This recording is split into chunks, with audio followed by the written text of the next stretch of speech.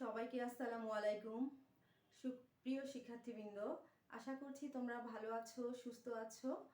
আমি বিলকিস আরা, সহকারী শিক্ষক, দিনাজপুর সরকারি বালিকা উচ্চ বিদ্যালয়ের অনলাইন ক্লাসে তোমাদেরকে সবাইকে অভিনন্দন জানাচ্ছি।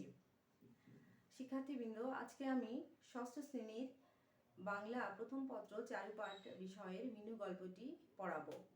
শিক্ষার্থীবৃন্দ, তোমরা বই খাতা নিয়ে বসে পড়ো এবং গল্পটির শিরোনাম খাতায় লিখো।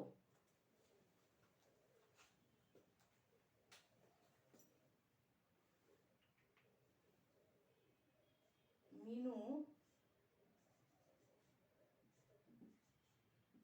লিখেছেন বনফুল।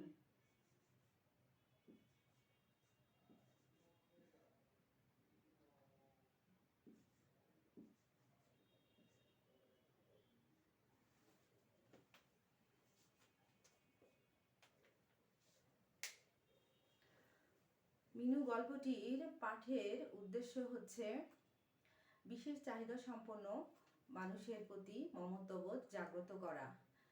এছাড়াও এই গল্পটি পাঠ করে আমরা যা জানতে পারবো তা হচ্ছে বিশেষ চাহিদা সম্পন্ন মানুষ সম্পর্কে জানতে পারবো, বাক ও শ্রবণ প্রতিবন্ধী মানুষের কষ্ট সম্পর্কে জানতে পারবো, বিশেষ চাহিদা সম্পন্ন মানুষের প্রতি মমত্ববোধ ও সহানুভূতির প্রয়োজনীয়তা সম্পর্কে জানতে পারবো।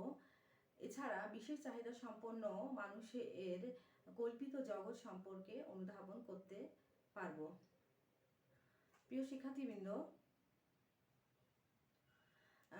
মিনু গল্পটি লিখেছেন যেহেতু বনফুল, লেখক বনফুলের প্রকৃত নাম হচ্ছে বলাই চাঁদ মুখোপাধ্যায়। তিনি 1899 খ্রিস্টাব্দে ভারতের বিহারে জন্মগ্রহণ করেন। তার পেশা ছিল চিকিৎসক। এছাড়া তিনি সাহিত্য কর্মেও, সাহিত্য চর্চাতেও বিশেষ আগ্রহ প্রকাশ করেন। লেখকের উল্লেখযোগ্য গল্প গ্রন্থ হচ্ছে বনফুলের গল্প, বাহুল্য, অদৃশ্য লোকে, বহুবর্ণ এবং অনুগামিনী। তাকে সাহিত্যের লেখালেখির জন্য তাকে পদ্মভূষণ ভারত উপাধি দেয়া হয় এবং 1979 খ্রিস্টাব্দে কলকাতায় লেখক বলাই চাঁদ মুখোপাধ্যায় মৃত্যুবরণ করেন। প্রিয় শিক্ষার্থীবৃন্দ, আমি এখন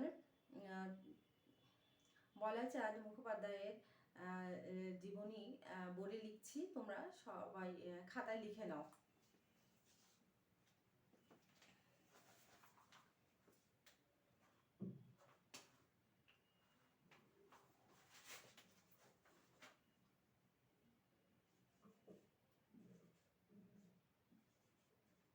বনফুল।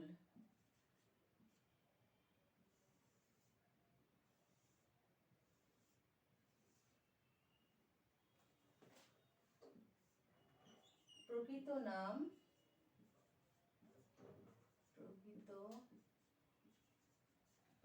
নাম বলাই চাঁদ মুখোপাধ্যায়। বলাই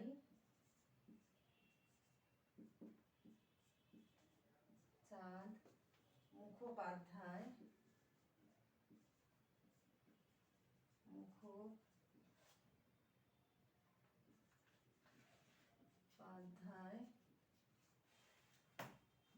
জন্ম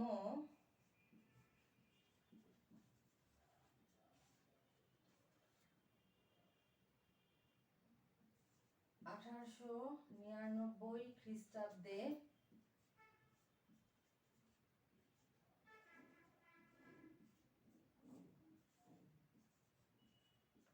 ভারতের বিহারে।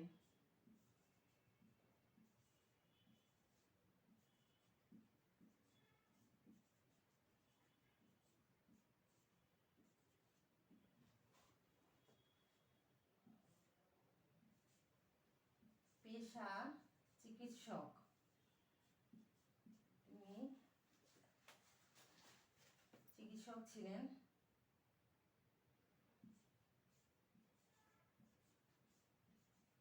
চিকিৎসক।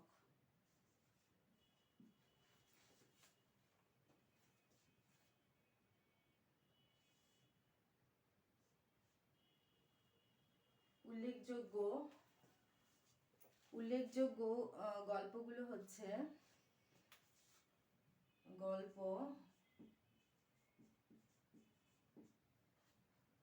বনফুলের গল্প, বনফুলের গল্প,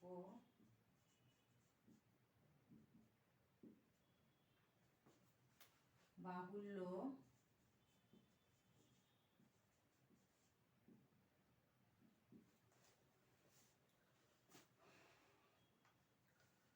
অদৃশ্য লোকে,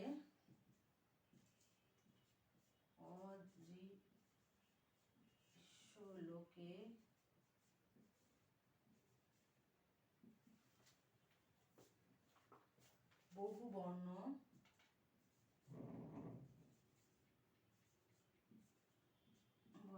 ইত্যাদি।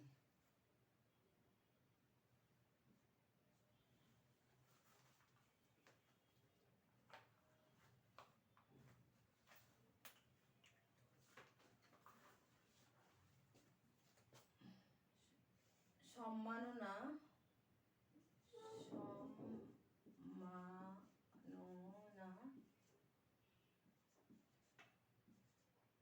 পদ্মভূষণ,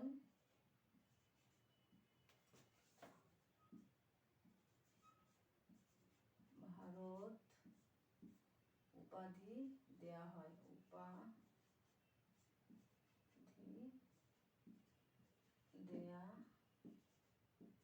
হয়,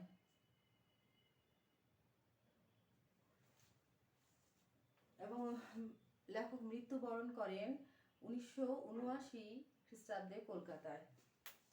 মৃত্যু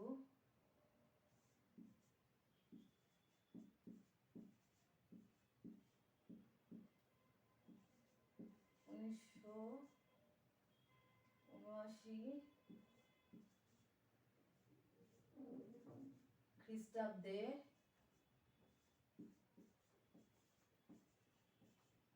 কলকাতায়।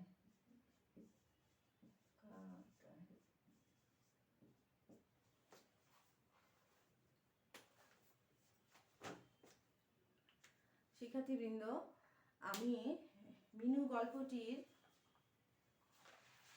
পাঠের কিছু অংশ তোমাদের পড়ে শোনাচ্ছি, তোমরা মনোযোগ দিয়ে পাঠটি শোনো।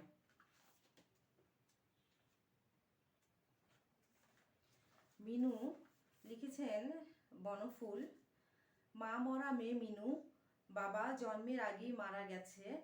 সে মানুষ হচ্ছে এক দুঃসম্পর্কের পিসিমার বাড়িতে, বয়স মাত্র 10, কিন্তু এই বয়সেই সব রকম কাজ করতে পারে সে। সব রকম কাজই করতে হয়।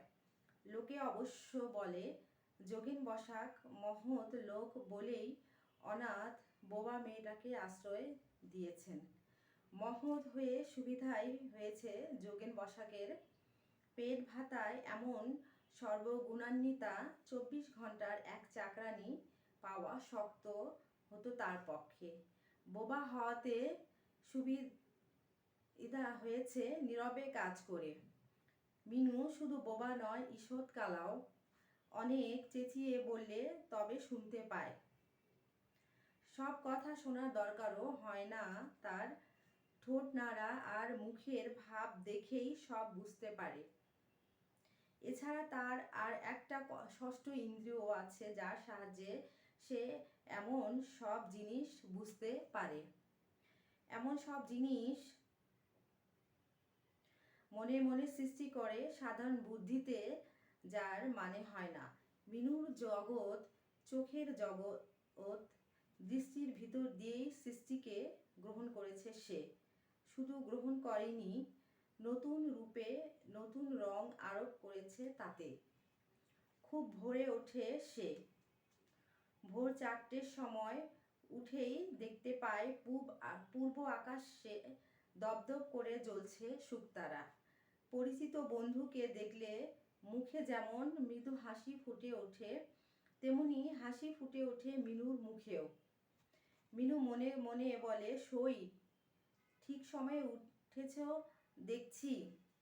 বৈজ্ঞানিকের চোখে শুকতারা বিরাট বিশাল বাষ্পমণ্ডিত প্রকাণ্ড গ্রহ, কবির চোখে নিশা বসানের আলোকদূত, কিন্তু মিনুর চোখে সে সই। মিনুর বিশ্বাস সেও তার মতো কয়লা ভাঙতে উঠেছে ভোরবেলায়। আকাশবাসী তার কোনো পিসেমশায়ের গৃহস্থালিতে উনুন ধরবার জন্যে। আকাশের পিসেমশাই হয়তো ডেলি প্যাসেঞ্জারি করে তার নিজের পিসেমশায়ের মতো। শুকতারার আশেপাশে কালো মেঘের টুকরো যখন দেখতে পায়, তখন ভাবে ওই যে কয়লা কি বিশ্রী করে ছড়িয়ে রেখেছে আজ, বলে আর মুচকি মুচকি হাসে। তারপর নিজে যায় সে কয়লা ভাঙতে। কয়লাগুলো ওর শত্রুর উপর হাতুড়ি চালিয়ে ভারী তৃপ্তি হয় ওর। হাতুড়িটার নাম রেখেছে গদাই, আর যে পাথরটার উপর রেখে কয়লা ভাঙে তার নাম দিয়েছে শানু। শানের সঙ্গে মিল আছে বলে বোধ হয়। কয়লা গাদার কাছে গিয়ে রোজ সে ওদের মনে মনে ডাকে, ও গদাই, ও শানু, ওঠো এবার, রাত যে পুড়িয়ে গেছে, সই এসে কয়লা ভাঙছে, তোমরাও ওঠো। কয়লা ভেঙে তারপর যায় সে ঘুঁটের কাছে, ঘুঁটে তার কাছে ঘুঁটে নয়, তরকারি। উনুনের নাম রাক্ষসী। প্রিয় শিক্ষার্থীবৃন্দ,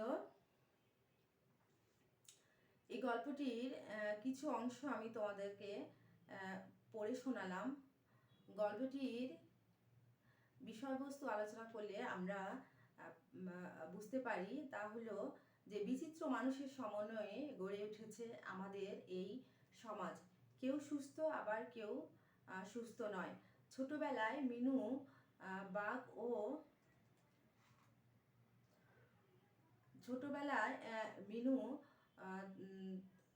তার বাবাকে হারিয়েছে, এবং এই ছোট মেয়ে মিনু বাক ও শ্রবণ প্রতিবন্ধী। চিৎকার করে কিছু বললে সে শুনতে পায়, তাছাড়া সে শুনতে পায় না। কিন্তু অন্যের ঠোঁট দেখে, নাড়ানো এবং মুখের ভাব দেখে সে বুঝতে পারে যে অন্যেরা কি বলছে। তার মা বাবা নেই বলে জীবনকে সে তুচ্ছ মনে করে না। দূর সম্পর্কীয় এক আত্মীয়ের বাসায় তাকে থাকতে হয়। সেখানে গৃহকর্মের কাজে তার অনেক মনোযোগ। শুধু তাই নয়, প্রকৃতির সঙ্গেও তার রয়েছে অনেক মিতালি। ভোরবেলা নতুন সূর্যকে নিজের জ্বালানো চুল্লির সাথে সে তুলনা করতেই তার ভালো লাগে। এছাড়া মিনু শুকতারাকে সই বলে এবং আকাশের ওই কালো মেঘকে সে শত্রু মনে করে। হলদে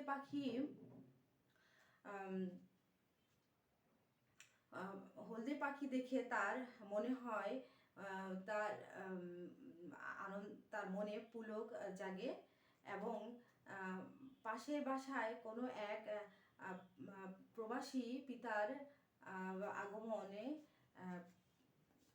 আগমন দেখে তার মনে হয় একদিন তার বাবাও তার কাছে আসবে, তাই সে অপেক্ষায় থাকে। হলদে পাখি আসে, কিন্তু তার বাবা আসে না। এই কষ্ট তার একান্তই নিজের। তবু সে স্বপ্ন দেখে, এই স্বপ্নই তাকে সমস্ত প্রতিকূলতাকে অতিক্রম করে তাকে সামনের দিকে নিয়ে যেতে সাহায্য করে। প্রিয় শিক্ষার্থীবৃন্দ, গল্পটির বিষয় থেকে আমরা যা বুঝতে পারি যে আমাদের সমাজে অনেক প্রতিবন্ধী মানুষ আছে। তারা কিন্তু তাদের ইচ্ছা শক্তি এবং প্রবল আগ্রহ দ্বারা তারা অনেক সময় তাদের নিজেদের কাজ করে থাকে। তারা কিন্তু অনেক সময় সমাজের বোঝা হয় না। তারা তাদের যে ষষ্ঠ ইন্দ্রিয় আছে সেই ইন্দ্রিয়ের মাধ্যমে তারা অনেক কিছু অনুভব করে এবং অনেক কিছু বুঝতে পারে। তাদের ভিতরে যে শক্তি আছে সেই শক্তির দ্বারা তারা অনেক কাজ করতে পারে। তো আমরা সমাজে যারা প্রতিবন্ধী শিশু বা মানুষ রয়েছে তাদের বুঝতে চেষ্টা করব এবং তাদের যে প্রয়োজনগুলো আছে সেগুলো আমরা মেটাতে সাহায্য করব এবং তাদের প্রতি অবশ্যই আমরা সহানুভূতিশীল আচরণ করব, তাদেরকে ভালোবাসবো, তাদেরকে মায়া মমতা দেখাবো, তাদেরকে অবশ্যই শ্রদ্ধা করব। তো শিক্ষার্থীবৃন্দ, যে আমরা সবাই কঠোর পরিশ্রম করি যে জীবন চালনার জন্য, আবার কেউ বেঁচে থাকার জন্য পরিশ্রম করে। তো আমরা সবাই যে যার অবস্থানে আছি, আমরা সবাই আমাদের সমাজে যারা যেসব প্রতিবন্ধী মানুষ আছে তাদেরকে ভালোবাসবো, তাদেরকে তাদের প্রতি সহানুভূতিশীল হব এবং তাদের বিভিন্ন চাহিদাগুলো আমরা পূরণ করার চেষ্টা করব, তাদেরকে অবহেলা করব না। তো প্রিয় শিক্ষার্থীবৃন্দ, আমি এখন তোমাদেরকে শব্দের অর্থগুলো বোর্ডে লিখে দিচ্ছি। তোমরা খাতায় শব্দের অর্থগুলো লিখে নাও।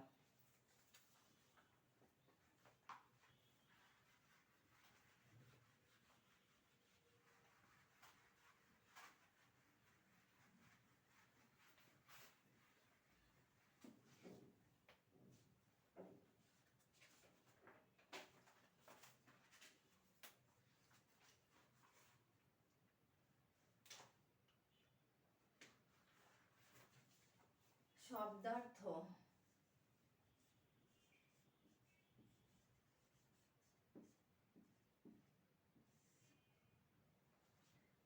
পেট ভাতায়, পেট ভাতায়, পেট ভাতায় শব্দের অর্থ হচ্ছে পেটে ভাতে। পেটে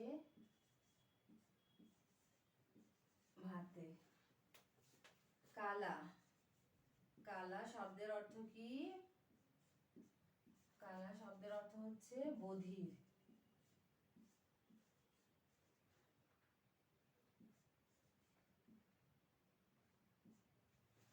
যে কানে কম শোনে এমন যারা তাদেরকে বলা হয় বধির। গ্রহ, গ্রহ শব্দের অর্থ সূর্য,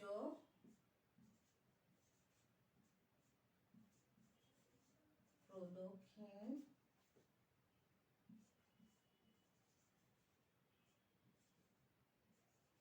কারী জ্যোতিষ্ক,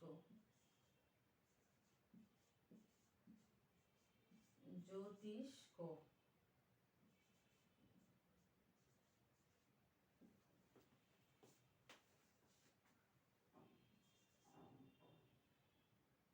সই, সই শব্দের অর্থ কি? সই শব্দের অর্থ হচ্ছে বান্ধবী, বান্ধবী। উনুন, উনুন শব্দের অর্থ হচ্ছে কি? উনুন শব্দের অর্থ চুলা।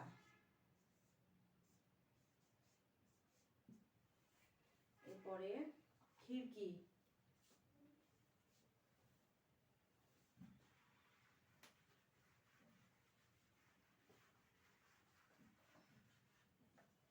খিড়কি শব্দের অর্থ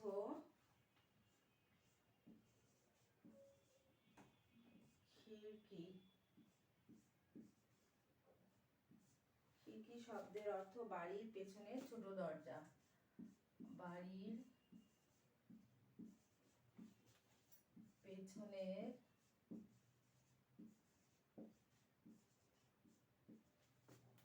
ছোট দরজা। পরে রোমাঞ্চিত শব্দের অর্থ পুলকিত বা আনন্দিত। প্রিয় শিক্ষার্থীবৃন্দ, তোমরা শব্দের অর্থগুলো ভালো করে পড়বে এবং মুখস্থ করবে যেন ওগুলো মনে থাকে আর বলতে পারো। তো প্রিয় শিক্ষার্থীবৃন্দ, যে আজকের পাঠটি আশা করছি তোমরা বুঝতে পেরেছো এবং বোঝার চেষ্টা করেছো। তোমরা বেশি বেশি করে মিনু গল্পটি পড়বে। গল্পটির ভিতরে যে জটিল কিছু শব্দ আছে সেগুলো বের করবে এবং সেগুলো খাতায় লিখবে। গল্পটির শব্দের অর্থ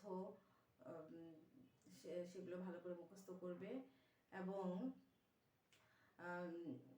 লেখক বনফুল, যার প্রকৃত নাম হচ্ছে বলাচাঁদ মুখোপাধ্যায়, তার জীবনী ভালো করে পড়বে এবং খাতায় লিখবে। গল্পটির বিষয়বস্তু ভালো করে বুঝতে চেষ্টা করবে এবং পাঠ পরিচিতি পড়বে। তো আশা করছি গল্পটির তোমরা বুঝতে পেরেছো। তো তোমাদের আশেপাশে যেসব বিশেষ চাহিদা সম্পন্ন মানুষ আছে বা তোমার সমবয়সী কোনো বান্ধবী আছে, পরিবারের বিভিন্ন আত্মীয় স্বজন থাকতে পারে, তাদের প্রতি অবশ্যই তোমরা বিশেষ যত্নশীল হবে এবং তাদের যে চাহিদাগুলো সেগুলো পূরণ করার চেষ্টা করবে। আমরা সকলেই যেন তাদেরকে অবহেলা দৃষ্টিতে না দেখি, সেদিকে আমরা মনোযোগী হব এবং তাদের প্রতি শ্রদ্ধা, ভালোবাসা এবং মমত্ব বোধ প্রদর্শন করব। তাদেরকে কখনো কোনো কিছুতে অবহেলা করব না।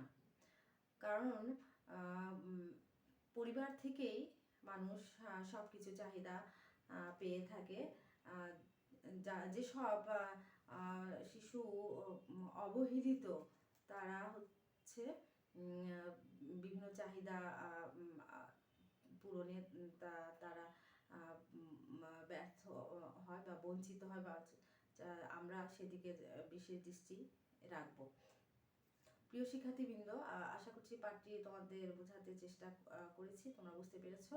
তো আজকে আমি তোমাদের বাড়ি কাজ দিচ্ছি, তোমরা খাতায় বাড়ি কাজটি লিখে নাও।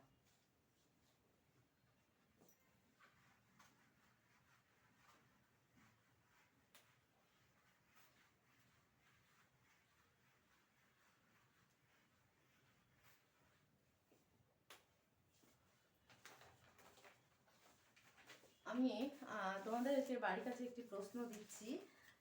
যে প্রশ্নটি তোমরা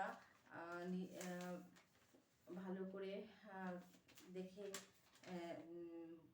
ভালো করে বুঝে শুনে লিখবে এবং কোনো বিশেষ চাহিদা সম্পন্ন ব্যক্তি বা মানুষের ক্ষেত্রে কীরকম ব্যবহার বা কীরকম আচরণ করা উচিত সে সম্পর্কে তোমরা দেখে শুনে বুঝে লিখবে।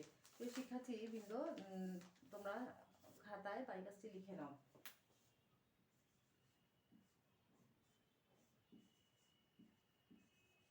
বাড়ির কাজ।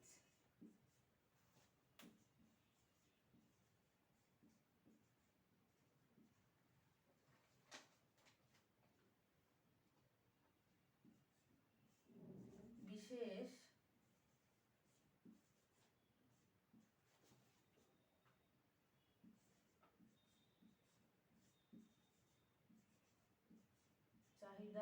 সম্পন্ন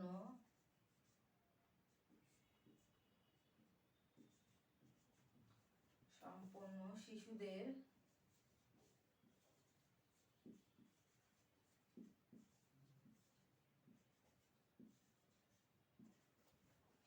প্রতি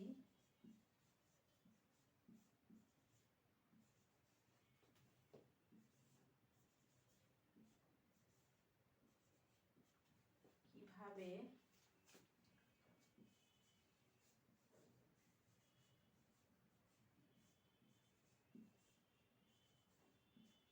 সামাজিক সচেতনতা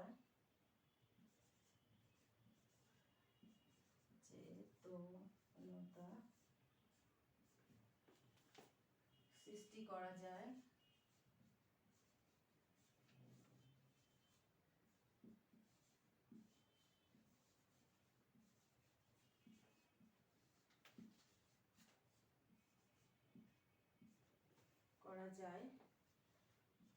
এ সম্পর্কে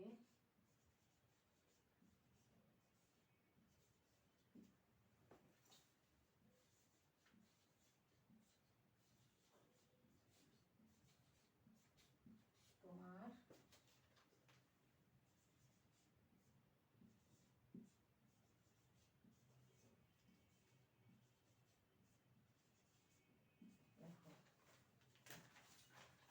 শিক্ষার্থীবৃন্দ, তোমরা প্রশ্নটির দিকে লক্ষ্য করো যে বিশেষ চাহিদা সম্পন্ন শিশুদের প্রতি কিভাবে সামাজিক সচেতনতা সৃষ্টি করা যায় এ সম্পর্কে তোমার মতামত লেখো।